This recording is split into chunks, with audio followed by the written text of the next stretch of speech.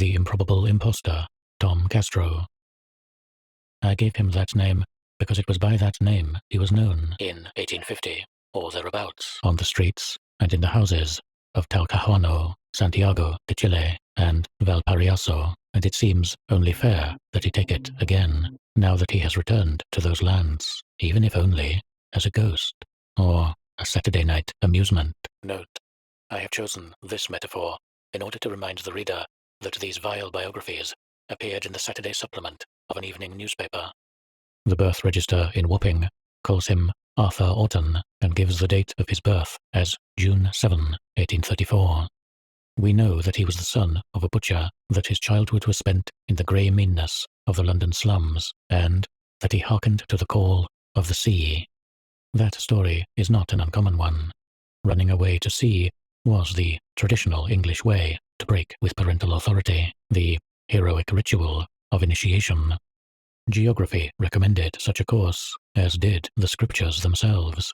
They that go down to the sea in ships, that do business in great waters, these see the works of the Lord, and his wonders in the deep. Psalms 107, 23, 24. Orton fled his deplorable, dingy pink-coloured suburb and went down to the sea in a ship. With ingrained disappointment, he regarded the Southern Cross, and he jumped ship at Valparaiso. He was a gentle idiot. Though, by all logic, he could and should have starved to death, his muddle-headed joviality, his permanent grin, and his infinite docility earned him the favour of a certain family named Castro, whose patronym he took ever after as his own. No traces of his stay in South America remain, but we know that his gratitude never flagged. In 1861, he turned up in Australia, still bearing the name Tom Castro. In Sydney, he made the acquaintance of a man named Ebenezer Bogle, a Negro servant. Bogle, though not handsome, had that reposeful and monumental air, that look of well-engineered solidity, often possessed by a black man of a certain age, a certain corporeal substance, a certain authority. Bogle had another quality as well, though some textbooks in anthropology deny the attribute to his race. He was possessed of genius. We shall see the proof of that soon enough. He was a temperate, decent man, the ancient African appetites in him corrected by the customs and excesses of Calvinism. Aside from the visitations from his God, which we shall describe below, he was normal in every way. His only eccentricity was a deep-seated and shame-faced fear that made him hesitate at street corners and at crossings, survey east, west, north, and south, and try to outguess the violent vehicle that he was certain would end his days. Orton came upon his future friend one afternoon as Bogle was standing on a run-down corner in Sydney, trying to screw up the courage to face his imagined death. After watching him for several minutes, Orton offered him his arm, and the two astounded men crossed the inoffensive street. Out of that now bygone evening, a protectorate was forged. The monumental, unshore Negro over the obese Wapping simpleton. In September of 1865, the two men read a heartbreaking piece of news in the local paper. The adored one deceased. In the waning days of April, 1854, as Orton was inspiring the effusions of Chilean hospitality, which was as welcoming as that country's patios, there had sunk in the waters of the Atlantic a steamship christened the Mermaid, bound from Rio de Janeiro to Liverpool. Among the drowned had been one Roger Charles Tichborne, an English military officer brought up in France, and the firstborn son of one of England's leading Catholic families. However improbable it may seem, the death of this Frenchified young man, a young man who had spoken English with the most cultured of Parisian accents, and who had inspired the unparalleled envy that can only be aroused by French intelligence, grace, and affectation, was an event of supreme importance in the destiny of Arthur Orton, who had never so much as laid eyes on him. Lady Tichborne, Roger's horrified mother, refused to believe the reports of his death. She published heart-rending advertisements in all the major newspapers, and one of these advertisements fell into the soft, funereal hands of Ebenezer Bogle, who conceived a brilliant plan. the virtues of unlikeliness. Tichborne had been a slim, genteel young man with a reserved and somewhat self-absorbed air. He had sharp features, straight black hair, tawny skin, sparkling eyes, and an irritatingly precise way of speaking. Orton was an irrepressible rustic, a yokel with a vast belly, features of infinite vagueness, fair and freckled skin, wavy light brown hair, sleepy eyes, and no or irrelevant conversation. Bogle decided that it was Orton's duty to take the first steamer for Europe and realize Lady Tichborne's hope that her son had not perished by declaring himself to be that son. The plan had an irrational genius to it. Let me give a simple example. If an impostor had wanted to pass himself off as the Emperor of Germany and King of Prussia in 1914, the first thing he'd have done would be fake the upturned moustaches, the lifeless arm, the authoritarian scowl, the grey cape, the illustrious and much decorated chest, and the high helmet. Bogle was more subtle. He would have brought forth a smooth-faced Kaiser with no military traits, no proud eagles whatsoever, and a left arm in unquestionable health. We have no need of the metaphor. We know for a fact that Bogle produced a fat, flabby Tichborne with the sweet smile of an idiot, light brown hair, and a thorough-going ignorance of French. Bogle knew that a perfect facsimile of the beloved Roger Charles Tichborne was impossible to find. He knew as well that any similarities he might achieve would only underscore certain inevitable differences. He therefore gave up on the notion of likeness altogether. He sensed that the vast ineptitude of his pretense would be a convincing proof that this was no fraud, for no fraud would ever have so flagrantly flaunted features that might so easily have convinced. We should also not overlook the all-powerful collaboration of time, the vicissitudes of fortune, and 14 years of Antipodean life can change a man. Another essential argument in favor of Bogle's plan. Lady Tichborne's repeated and irrational advertisements showed that she was certain that Roger Charles had not died, and that she would will herself to recognize him when he came. The meeting. Tom Castro, ever accommodating, wrote to Lady Tichborne. In order to prove his identity, he invoked the irrefutable proof of the 2 moles near his left nipple, and that painful and therefore unforgettable episode of his childhood when a swarm of bees had attacked him.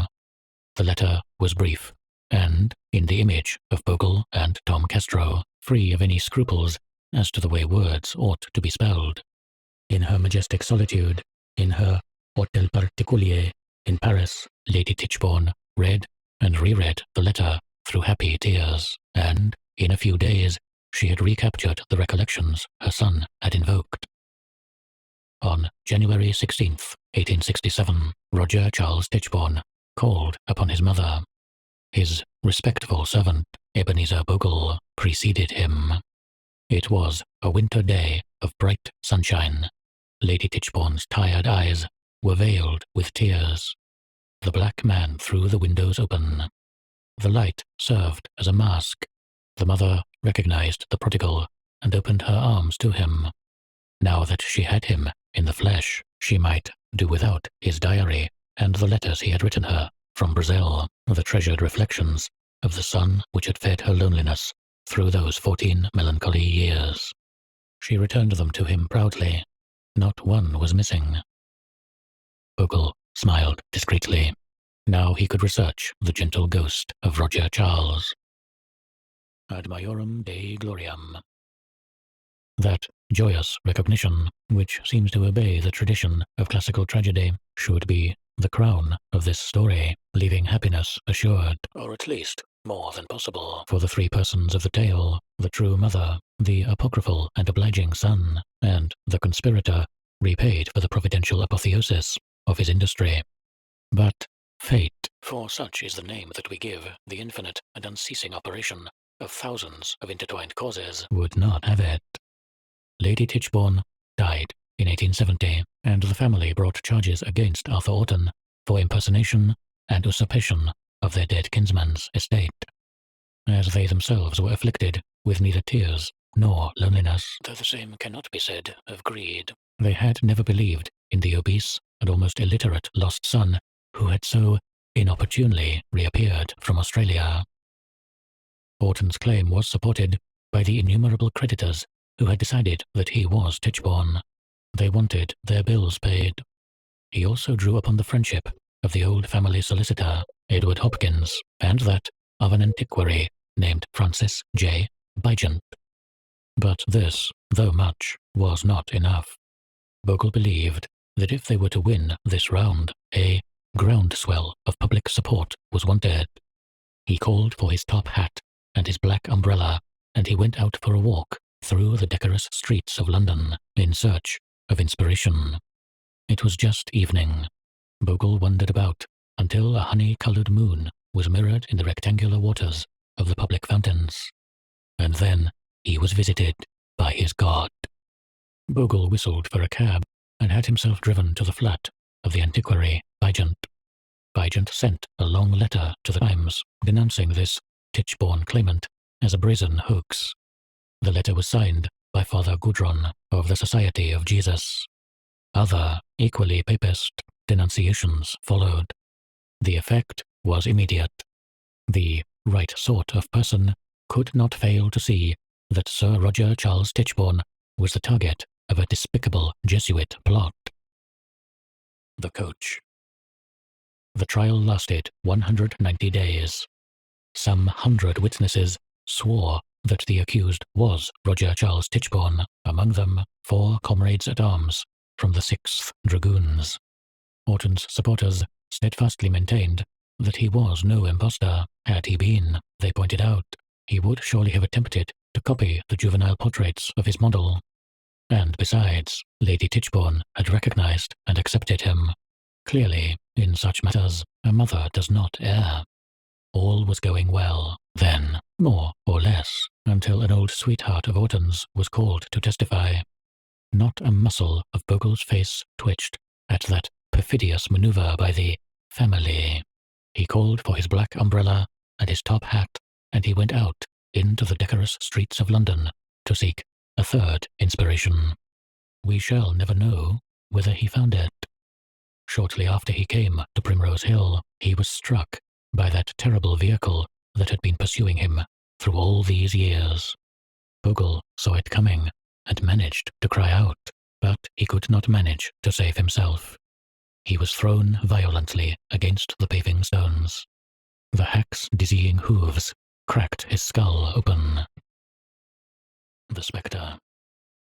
Tom Castro was Tichborne's ghost, but a poor sort of ghost, inhabited by the demon Bogle. When he was told that Bogle had been killed, he simply collapsed.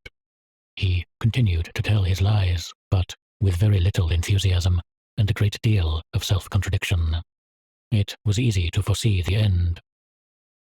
On the 27th of February, 1874, Arthur Orton, alias Tom Castro, was sentenced to 14 years penal servitude. In jail, he made himself beloved by all. It was his life work. His exemplary behavior won him a reduction of 4 years off his sentence. When that final hospitality, the prisons, ran out on him, he wandered the towns and villages of the United Kingdom, giving lectures in which he would alternately declare his innocence and confess his guilt. His modesty and his desire to please remained with him always.